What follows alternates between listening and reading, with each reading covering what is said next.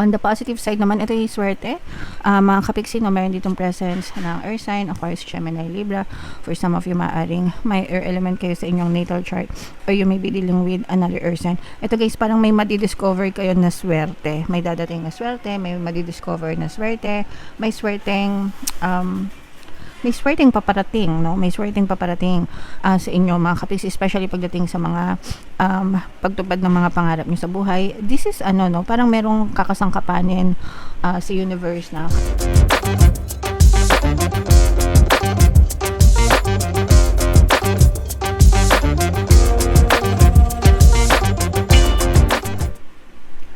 Hello guys, hello Sagittarius. Welcome back to Pinay Pixie Tarot. Ang pamagat ng episode natin for tonight is blessings para ngayong September para sa Sagittarius, Sun, Moon, Rising Sign, and Venus. So, unahin natin tong deck na to. By the way guys, meron na tayong 2026 kapalaran. Pick a card version. Kung di nyo pa napapanood, punta lang kayo sa homepage natin mga kapiksi. So, unahin natin tong deck na to. Tingnan natin yung mga mensahe sa inyo guys. We have co-create mga kapiksi. Ibig sabihin nito guys, nasa Diyos ang awa, nasa tao ang gawa. And you have to understand na meron kayong role, no? Meron kayong role, meron kayong contribution sa mga manifestation nyo mga kapiksi. Hindi lang yan basta pinagdadasal, hindi lang yan hinihiling sa nasa taas. Ini-effortan nyo din yan sa inyong physical reality. Una, by prayers and affirmations, yun yung effort nyo. Kailangan mag-effort kayo sa pagdadasal, kailangan mag-effort kayo sa pag-affirm. Pangalawa, kailangan mag-effort kayo sa pagkilos, no? Yung kilos nyo dapat naaayon dun sa desires nyo or sa mga gusto nyo makamit sa buhay. Kung gusto mong yumaman, hindi pwedeng tatamad-tamad ka, diba? So, dapat effortan mo.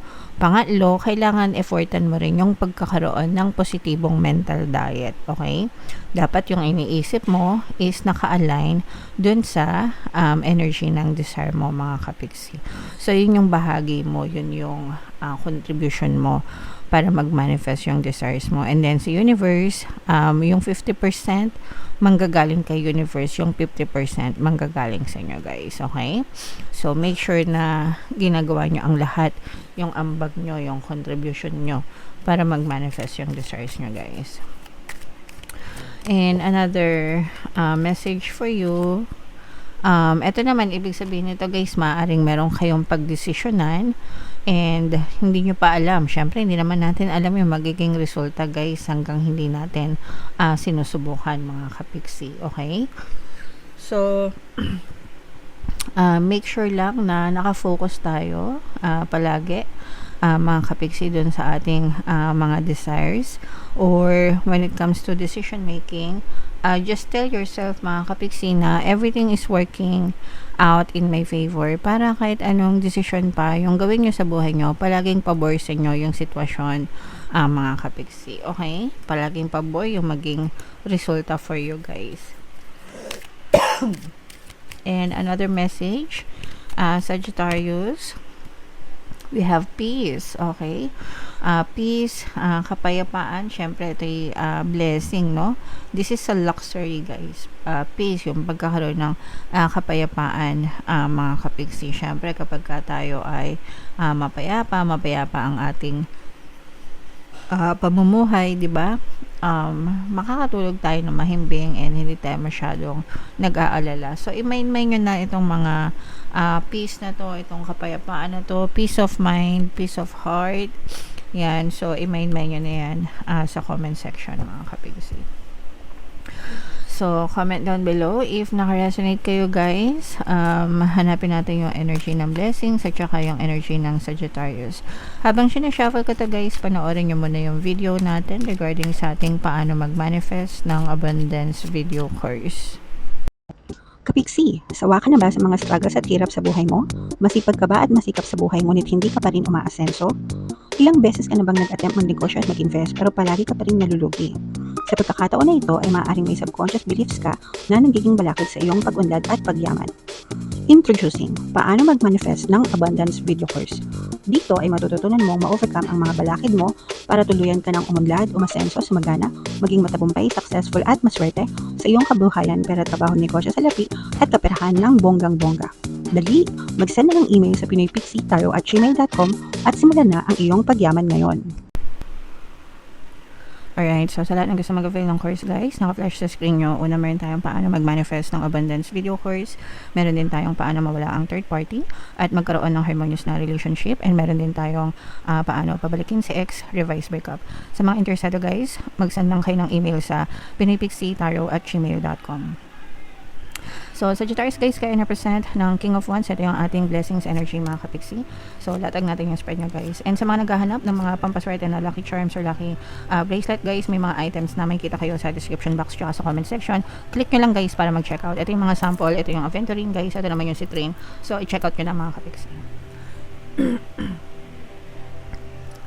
So, ito guys, no, babasahin din natin yung negative energies guys, kasi for some of you may mga negative emotions kayo, mga emotional pain, no, na ito yung mga nagsisilbing balakid sa inyo mga kapiksi. So, kailangan yung i-heal yung inyong mga emotional pain. Yung emotional pain naman yan guys, ito yung mga cause ng mga problema, no. So, ibig sabihin sumasama yung loob nyo, naghihinagpis kayo, ganyan, nalulungkot, sadness. Nangyayari ito kapag may mga nangyayaring hindi maganda sa inyo, may mga sitwasyon na syempre hindi naman natin makontrol lahat ng nangyayari sa atin. So iwasan nyo na lang na matrigger mga kapiksi. And kapag nangyari na yon sa past guys, it's better to let go and move on. Kasi kapag nag-hold on pa kayo sa pain mga kapiksi, mas lalo nyo lang ina-amplify. Pag sinabing ina-amplify, mas lalo nyo lang pinapalakas, inaalagaan yung mga lungkot na yon, yung mga sakit na yon, and mas lalong nabablock, no? Pag sinabing nabablock, nababalakid yung pagpasok ng masaganang biyaya sa inyo. So, yeah, you have to release your emotional pain guys dito sa ating channel. Meron tayong subliminal, ho'oponopono, at saka self-love guys. Dapat kinokombo nyo yun palagi. Listen to it kahit once a day lang, every day, para gumaan talaga ang inyong mga pakiramdam mga kapiksi. Alright? And sorry. On the positive side naman, ito yung swerte. Mga kapiksi, no, meron ditong presence ng earth sign, Aquarius, Gemini, Libra. For some of you, maaring may air element kayo sa inyong natal chart, or you may be dealing with another earth sign. Ito guys, parang may madidiscover kayo na swerte. May dadating na swerte, may madidiscover na swerte, may swerteng paparating, no? May swerteng paparating sa inyo mga kapiksi, especially pagdating sa mga pagtupad ng mga pangarap nyo sa buhay. This is no, parang merong kakasangkapanin sa universe na kakilala mo from your past, no? Pwedeng siguro kaklase mo dati, or kaibigan mo dati, or pwedeng pinsan mo, or kahit sino na close mo dati, tas na-disconnect kayo, and then parang magbabalik siya sa buhay mo, and parang may dala siyang swerte, or may dala siyang opportunity para sa'yo na magsisimulang magbago ng swerte mo, no? And magsisimula din na swertehin ka in achieving your dreams, mga kapiksi. Okay? So, yeah, this is dreams, and this is, kumbaga, ito yung mga pangarap mo, and ito yung mga swerte mo sa buhay. So, yan yung strong energies mo guys for this reading mga kapiksi. And nakita rin natin dito na parang mas nagiging responsable na rin kayo, mas nagiging kayo guys, wise, mature, responsible, no, sa buhay nyo. You're taking charge of your destiny mga kapiksi. Alright, so i-mind nyo na itong mga swerte na to guys, no, yung mga nabanggit ko, itong mga swerte na to, itong mga dreams na to, ayan, no, talagang sa-success kayo, Sagittarius, especially if meron kayong mga hobby guys, no, hobby na ipopursue, or talent, no, hobby, talent, skills. Minsan kasi guys, yung mga trabaho natin hindi naman related sa hobby natin, hindi naman related sa talent natin, no? Kumbaga, yung trabaho, nagdadala siya ng source of income, pero not necessarily na yun talaga yung gusto natin, di ba? So, let's say, for example, magaling kang mag-drawing or magpinta, pero yung trabaho mo, hindi ka naman painter, hindi ka naman nagdo-drawing, trabaho mo, sabihin natin, call center or, I don't know, whatever, na hindi related dun sa hobby mo. Eto guys, parang nararamdaman natin na ipupursue nyo yung mga hobbies nyo, yung mga dreams nyo, and may chance na sumakses talaga kayo doon, mga kapiksi, and magdadala siya sa inyo ng blessings and recovery sa buhay. Ignore mo to. Kapag ito in-ignore mo, it will pass you by, no? Kasi kumbaga parang minsan lang kakatok sa inyo tong opportunity na to, and kapag ka ito'y dinedma mo, ibig sabihin hindi ka kumilos, hindi ka umaksyon, malalampasan ka nito, malilipasan, parang train station, parang train, MRT, LRT. Nandun ka na sa stasyon, dumaan yung tren, hindi ka sumakay, maiwanan ka na, no? Wala nang susunod na tren na kasunod. Kumbaga last ride na. Sorry. So, yeah.